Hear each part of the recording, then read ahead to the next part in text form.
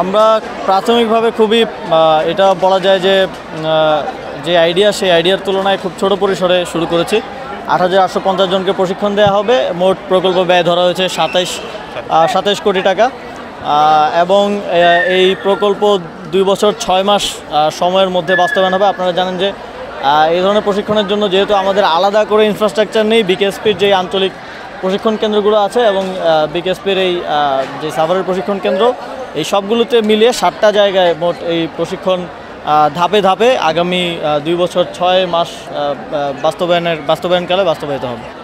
আমার মনে হয় না যে বিসিবি যেভাবে খেলার কথা বলেছে, আমার মনে হয় একটু মিসকমিউনিকেশন হয়েছে। বিসিবির সাথে যখন আমি কথা বলেছি, ওনারাও বলেছেন যে ওনারা চান না যে যারা ফিক্সিংয়ের সাথে জড়িত এবং সেটার ব্যাপারে প্রমাণ পাওয়া গেছে তারা কোনোভাবে যাতে না খেলে। কিন্তু অভিযোগের ব্যাপারে অভিযুক্ত হলেই তো আপনি কাউকে আসলে বাদ দিতে পারবেন না, অবশ্যই সেটা প্রমাণিত হতে হবে এবং প্রাথমিক প্রমাণ পেতে হবে শাস্তি দেওয়ার জন্য।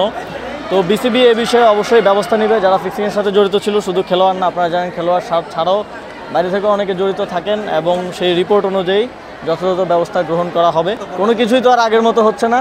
তো এইবার তদন্ত কমিটি যেহেতু হয়েছে, এই বিষয়ে আমার মন্তব্য করা ঠিক হবে না। তদন্ত কমিটি নির্ধারিত সময়ের মধ্যে তাদের রিপোর্ট দাখিল করবে এবং সেই অনুযায়ী বিসিবি এবং প্রয়োজনে জাতীয় পর্যায় থেকে যদি কোনো ব্যবস্থা নিতে হয়, আমরা যথাযথ ব্যবস্থা গ্রহণ করব। আমরা চাই যে ক্রীড়াক্ষেত্রে, সকল স্পোর্টসের ক্ষেত্রে এটা নারীদের জন্য নিরাপদ হোক এবং আমাদের নারীরা যেন আরও বেশি স্পোর্টসে অংশগ্রহণ করতে পারে। আপনারা দেখেছেন যে আমাদের তারুণ্য উৎসবের আওতায় আমরা প্রায় 850 নারীদের ফুটবল ম্যাচ আয়োজন করেছি সারা দেশে।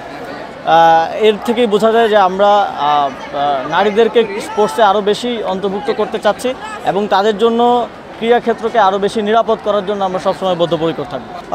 আপনারা হয়তো জানেন যে আমাদের বিএনসিসিতে এর থেকেও আরও অ্যাডভান্স লেভেলের ট্রেনিং দেওয়া হয় এবং পৃথিবীর বিভিন্ন দেশে বাধ্যতামূলক সামরিক প্রশিক্ষণের বিষয়টা ইতিমধ্যে প্রচলিত আছে।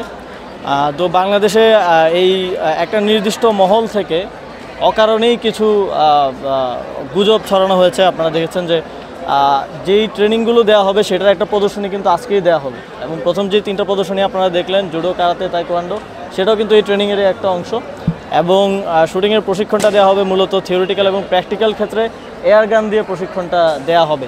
এটা আমাদের তরুণদের সক্ষমতা বৃদ্ধির জন্য, আপনারা জানেন যুব ক্রীড়া মন্ত্রণালয় 18 থেকে 35 বছরের তরুণদের সক্ষমতা বৃদ্ধির জন্য, দক্ষতা বৃদ্ধির জন্য বিভিন্ন ধরনের প্রকল্প গ্রহণ করে থাকে। এর মধ্যে ইতিমধ্যে চলমান আছে ড্রাইভিং প্রকল্প আছে, আমাদের কম্পিউটার প্রশিক্ষণ প্রকল্প আছে, আমরা আর্টিফিশিয়াল ইন্টেলিজেন্সের উপরে প্রশিক্ষণ প্রকল্প হাতে নিয়েছি।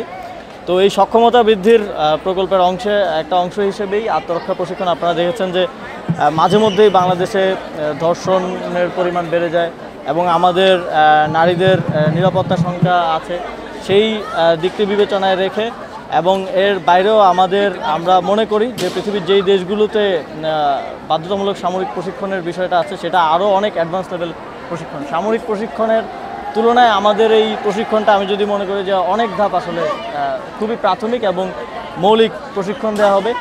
তো এর মাধ্যমে আমরা মনে করি যে বাংলাদেশের তরুণদের সক্ষমতা বৃদ্ধি পাবে এবং সামনের দিনগুলোতে আমাদের যে জিও পলিটিক্যাল অবস্থান এবং যে বাস্তবতা, সেই বাস্তবতায় আমরা মনে করি যে এই ধরনের প্রশিক্ষণ আরও বড় পরিসরে করা প্রয়োজন। এই বিষয়ে আমি কোনো মন্তব্য করতে চাই না। এই বিষয়ে যারা সংশ্লিষ্ট কর্তৃপক্ষ আছেন, নির্বাচন কমিশন সহ যারা আছেন, এবং আপনারা জানেন যে সংস্কারের বিষয়েও সরকারের দায়িত্বশীল যারা আছেন তারাই মন্তব্য করেন। ধন্যবাদ।